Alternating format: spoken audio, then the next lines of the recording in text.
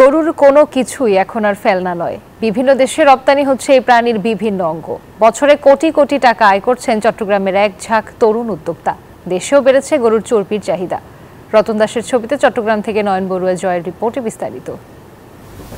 চামড়া ব্যবসায়ী ধস নামাই এখন গরুর পাকস্থলী রপ্তানিতে নেমেছেন চট্টগ্রামের মাহবুব ইউনুসের মতো এক ঝাঁক তরুণ।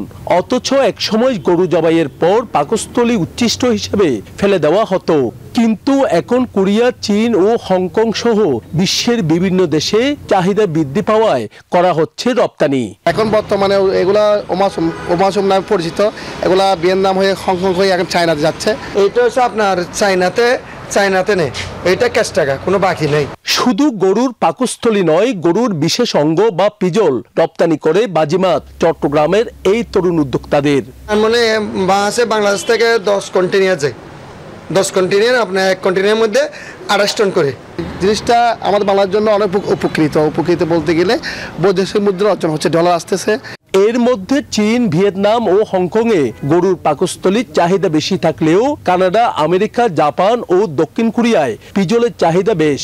এইসব দেশে 1 টন শুকনো পিজলের দাম $20,000 আর 1 টন শুকনো পাকস্থলীর দাম $6,000। মূলত এগুলো দিয়ে তৈরি হয় উন্নত মানের স্যুপ ও সালাদ, যা দেশগুলোতে বেশ জনপ্রিয়। শুকনো করে এটা আমরা ওই যে রপ্তানি করতেছি। প্যানিসটা যায় আমেরিকাতে ওরা এটা খায়, আমাদের এখানে প্রসেসিং করে।